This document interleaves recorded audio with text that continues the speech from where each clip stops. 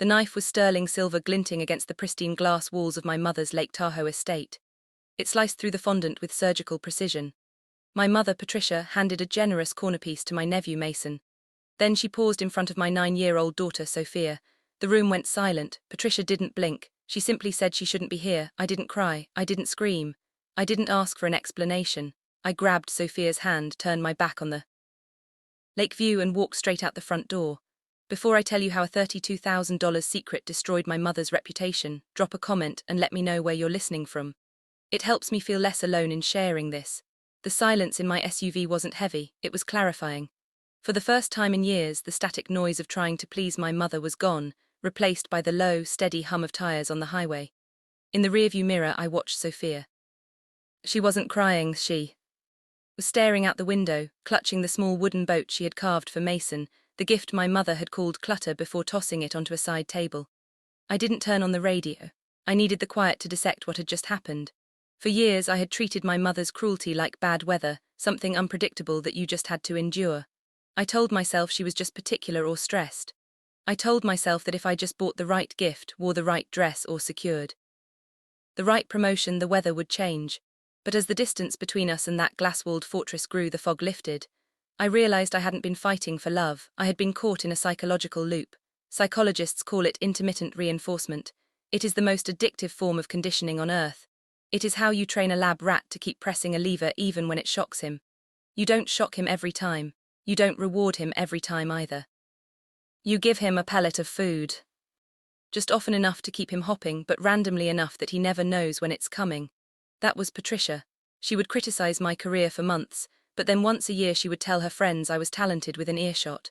She would ignore Sophia's birthdays, but then send a random expensive dress in the mail. Those tiny, unpredictable crumbs of validation kept me pressing the lever. They kept me hoping that this time the pattern would break. They kept me addicted to the potential of a mother I never actually had, but the cake that wasn't a random shock, that was a statement. By serving everyone else and publicly excluding my daughter, she wasn't just being mean, she was establishing a hierarchy.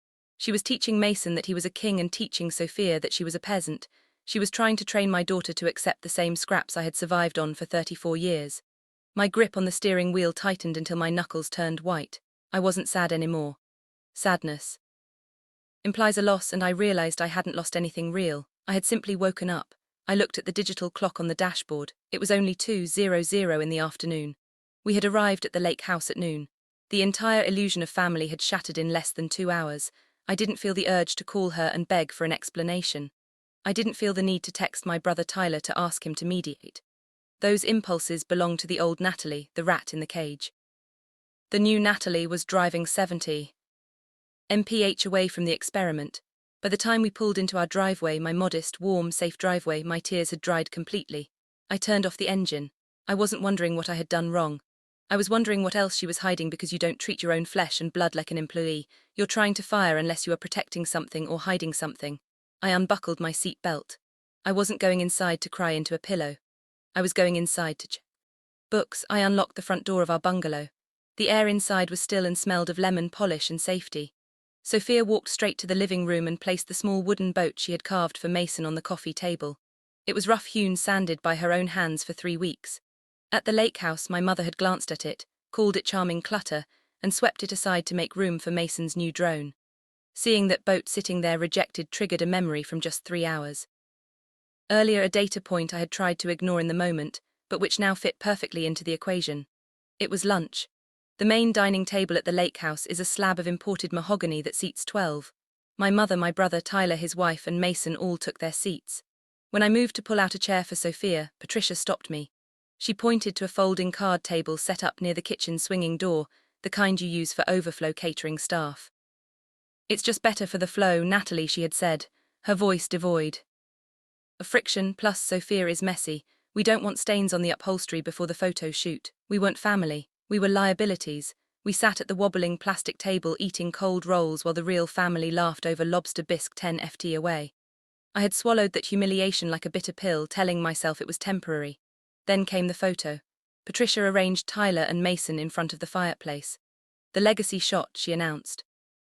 When Sophia stepped forward, smiling, wanting to be part of the legacy, Patricia didn't yell. She just placed a hand on Sophia's shoulder and physically guided her out of the frame. "Just the bloodline boys for this one, sweetheart," she said. "You're blocking the light." She wasn't blocking the light, she was blocking the perfection. I looked at Sophia now standing in our living room, her shoulders slumped under the weight of a 9-year-old's confusion. She looked up at me, her eyes red. "Why doesn't Grandma want me?" I knelt down so. I was eye level with her. This was the moment I could lie. I could offer her the same counterfeit comfort I had been fed for decades, that Grandma was just stressed or didn't mean it. But that would be malpractice. That would be passing the debt down to another generation. "Listen to me," I said, keeping my voice steady and factual. "This isn't about you, you are not the problem. Grandma has a sickness. It's like she's carrying a heavy, invisible chain." She tried to lock it around my ankle today. If I had let you eat that cake or sit at that table, I would have locked that chain around your ankle too." Sophia blinked, processing the metaphor. "We didn't run away, Sophia," I told her, wiping a tear from her cheek with my thumb. "We broke the chain, we are free. You never have to earn a seat at a table that doesn't want you. Do you understand?" She nodded slowly. "So we don't have to go back." "Never," I promised. "That contract is cancelled." I made her a grilled cheese sandwich. Simple, warm, honest food, and put on her favorite movie. I watched her until her breathing evened out and she fell asleep on the sofa. She was safe. She was out of the blast zone, but I wasn't done. I walked into my home office and sat down at my desk. The emotional part of the evening was over. Now the audit began. My mother thought she had dismissed a daughter. She didn't realize she had just unleashed a forensic accountant. I remembered a conversation from the lunch table, something Tyler had bragged about between spoonfuls of bisque, the new deck renovation costing $40,000, and I remembered something else. My mother was the treasurer of the Children's Art Charity, a non-profit my father had founded before he died. I cracked my knuckles and woke up my computer. It was time to see who actually paid for that deck. I didn't sleep well, but I woke up clear. My phone was vibrating against the nightstand, a relentless, angry buzz that signaled the morning briefing from headquarters. I didn't reach for it with dread, I reached for it with the detached curiosity of a claims adjuster inspecting a wreck. There were 14 messages, 11 from my mother, 3 from Tyler. I opened Patricia's thread first. There was no apology. "No, I'm sorry I hurt you. There was only damage control. You made a scene, Natalie. You ruined the aesthetic of the luncheon. Do you have any idea how much we paid for that photographer?" I scrolled down. The timestamps showed she had been spiraling all night. "We have the charity gala next week. You need to fix your face and be there. We can't look divided. The donors expect a united front. Then a final command at 6:00 in the morning. Stop being dramatic, it's unbecoming." I switched to Tyler's thread. "Mom is a wreck, thanks a lot. You've always been jealous of Mason, but this is a new low. Just apologize so we can move on." I set the phone down on the kitchen counter next to my coffee. The old Natalie would have drafted a long, emotional paragraph explaining my feelings. The old Natalie would have tried to negotiate her humanity, but I wasn't her anymore. I was a landscape architect. My job is to look at a piece of land, identify the drainage issues, the rot and the instability, and then fix it. You don't argue with a mudslide. You build a retaining wall. I didn't reply. I didn't block them. I needed the line open. They were providing evidence of their own volatility. Instead, I focused on a single data point that had been nagging me since yesterday's lunch. Tyler's bragging between bites of lobster, he had boasted about the renovations to the lake house. New teak decking, he'd said, imported cost 40 grand, but it adds 100 to the value. $40,000. My mother's Children's Art Charity had been struggling for 2 years. She had complained about donor fatigue and cut back on the art supplies sent to the inner-city schools the charity was supposed to serve. Yet, she had just renovated her vacation home with imported teak. I walked into my home office. The morning sun was hitting my desk, illuminating the dust motes dancing in the air. I sat down and opened my laptop. I wasn't just a daughter, I was a former board member. I had resigned 3 years ago when the aesthetic of the meetings became more important than the mission, but I had never revoked my administrative access to the financial portal. It was an oversight on their part. It was a tactical advantage on mine. I typed in my credentials. The screen loaded. "Welcome, Natalie." Wasn't looking for love anymore. I was looking for a wire transfer. I navigated to the expense reports for the last quarter. My heart rate didn't spike. This wasn't an emotional invasion of privacy. It was a professional audit of a non-profit organization that bore my father's name. I filtered by contractor services. The list populated. There were the usual small payments for event setups and catering. And then there it was, dated 6 weeks ago, a payment of $32,500. The pay wasn't an art supplier. It wasn't a scholarship fund. It was Apex Marine Construction, the same company Tyler had tagged in his Instagram story about the new deck. I leaned back in my chair. The pieces clicked into place with the satisfying sound of a deadbolt sliding home. She wasn't just cruel. She was a thief, and she had just invited me to the scene of the crime. The screen glowed blue in the darkened office, illuminating the evidence of a crime that went far beyond simple greed. I stared at the entry for Apex Marine Construction, $32,500. It was a staggering amount for a charity that had claimed poverty for 18 months. It was enough to buy art supplies for 3 inner-city school districts. Instead, it had bought a teak deck for a lake house where my daughter wasn't welcome. But as my eyes scanned the ledger, the cold knot in my stomach tightened into something sharper, something lethal. In accounting, money has a source. You don't just pull cash from thin air, you pull it from a specific bucket. I traced the transaction back to its origin account. I expected to see the general operating fund or perhaps the unrestricted donations account.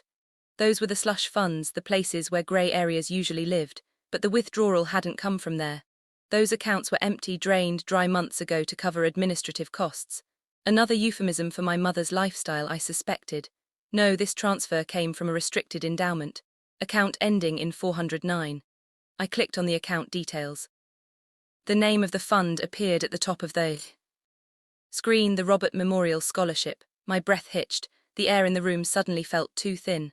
My father, Robert, was a man who believed in 2 things, hard work and kindness. He had grown up with nothing painting on discarded cardboard because he couldn't afford canvas. When he died 5 years ago, he asked for one thing. He didn't want a statue. He didn't want a building named after him. He wanted a scholarship fund to ensure that talented kids from the neighborhood he grew up in could afford. Art school, we had poured his life insurance money into that fund. It was sacred. It was the last piece of him left on this earth, and Patricia had raided it to build a deck. She hadn't just stolen money, she had stolen his legacy. She had looked at the money meant to honor her dead husband and decided it would look better as a patio for her golden grandchild. My hands hovered over the keyboard. I wasn't trembling anymore. I was vibrating with a frequency of rage I didn't know existed. I kept digging, if she had broken the seal on the memorial fund, what else had she taken? I found another transfer dated 2 weeks prior, $4,000. The payee was Pacific Sailing Academy, Mason's sailing lessons. I remembered Tyler bragging about that too. Mason's a natural, he'd said, private instruction. Top of the line. They were living a champagne life on a charity budget. They were stripping the copper wiring out of my father's tomb to pay for their hobbies. I closed my eyes for a second, picturing my father. I pictured his rough paint-stained hands. I pictured the way he used to look at my mother with adoration, believing she was the class and culture he lacked. He had died thinking she was his partner. He had no idea she was a parasite. I opened my eyes. The sadness was gone. It had been incinerated. I hit print. The printer in the corner whirred to life, a mechanical rhythm in the quiet house. Chug, chug, chug. It spat out the bank statements, the wire transfers, the contractor invoices I found cross-referenced in the MISK folder. I didn't stop there. I downloaded the entire database. I exported every ledger, every email, every receipt. I backed it up to an external hard drive, then to a cloud server, then to a USB drive attached to my kitchen. My mother wanted me at the charity gala. She wanted the united front. She wanted the beautiful daughter to stand silently in the background, smiling like a prop to validate her image as the benevolent matriarch. She had demanded I fix my face. I looked at my reflection in the dark window of the office. My face was fixed. It was set in stone. I picked up the stack of warm paper from the printer tray. It felt heavy like a weapon. I wasn't going to the gala to smile. I wasn't going to the gala to make peace. I was going to the gala to introduce my mother to the consequences of her own actions. The charity gala was held in the ballroom of the Ritz-Carlton, a space that smelled of white lees and old money. I walked in wearing a black dress that felt less like clothing and more like armor. My mother, Patricia, spotted me from across the room. She was holding a champagne flute, surrounded by the city's elite donors, wearing a fake smile that didn't reach her eyes. She excused herself and glided over to me. She didn't hug me. She leaned in close, her voice a hiss disguised as a whisper. "You're late. Fix your face, Natalie. The mayor is here." "I'm here, aren't I?" I said, my voice flat. "Just stand by the podium when I call the family up," she commanded. "And try to look like you actually care about your father's legacy." The irony was so sharp I almost tasted blood. I watched her walk away, smoothing her silk gown, returning to her performance. She was the grieving widow, the philanthropist, the saint. I looked around the room. I saw my brother Tyler laughing near the bar, likely bragging about the lake house renovations to anyone who would listen. I saw Mason bored in a suit playing on an iPad that was probably bought with donor money. I didn't go to the podium. I went to the AV booth. I knew the setup. I had organized this gala for 3 years before I resigned. I knew the tech director, a young guy named Kevin, who was currently distracted by his phone. I slipped past the velvet rope. "Hey Kevin," I said, "Patricia wants a last-minute addition to the slideshow. A tribute to Dad." He didn't even look up. "Sure thing, Nat, just plug into the auxiliary channel 3. I pulled the USB drive from my clutch. It was small, silver, and contained the end of my mother's world. I plugged it in. On stage, the lights dimmed. A spotlight hit Patricia. She stepped up to the microphone, dabbing a dry eye with a handkerchief. The room fell into a respectful hush. My late husband, Robert, was a man of vision. She began, her voice trembling with practiced emotion. He believed that every child, no matter their background, deserved the tools to create art. He believed in giving the underprivileged a canvas. She paused for effect. The audience leaned in. That is why she continued, even in these hard economic times we have fought to keep the Robert Memorial Scholarship alive. We have sacrificed, we have scraped because the children need us. I waited for the applause to start, then I hit enter. The massive projection screen behind her, which had been displaying a soft focus photo of my father, flickered. The image changed. It wasn't a photo of a smiling child. It wasn't a painting. It was a PDF high definition, 10 FT tall. The header read, "The Robert Memorial Scholarship Fund Transaction Record." The room react instantly. People squinted. They were confused. Then I hit the arrow key. The next slide appeared. A scanned invoice. Pay Apex Marine Construction Service Custom Teak Decking and Installation, Lake Tahoe Residence. Amount $32,500. Source account, Robert Memorial Scholarship. A ripple of murmurs started in the front row and spread backward like a wave. I saw the mayor adjust his glasses. I saw the head of the hospital board lean forward. Patricia turned around. She looked up at the screen. For a second, she just stared, her brain unable to process the data. Then her knees buckled. She grabbed the podium for support, the microphone screeching with feedback. I didn't stop. I clicked again. Pay Pacific Sailing Academy, Service Private Instruction. Mason Ingram, amount $4,000. Source account, Robert Memorial Scholarship. The silence in the ballroom was absolute. It was a vacuum. You could hear the hum of the projector fan. You could hear the ice melting in the glasses. Patricia looked out at the crowd. The mask was gone.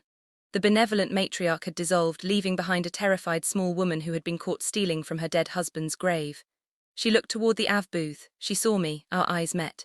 In the past, her gaze would have made me wither. It would have made me apologize. But tonight, she looked at me and she didn't see a daughter. She saw a judge. I didn't say a word. I didn't grab the microphone to make a speech. The receipts were screaming loud enough for both of us. I pulled the USB drive out. The screen went black. I walked out of the booth, past the frozen waiters, past the horrified donors, and out the double doors. I walked through the lobby and into the cool night air.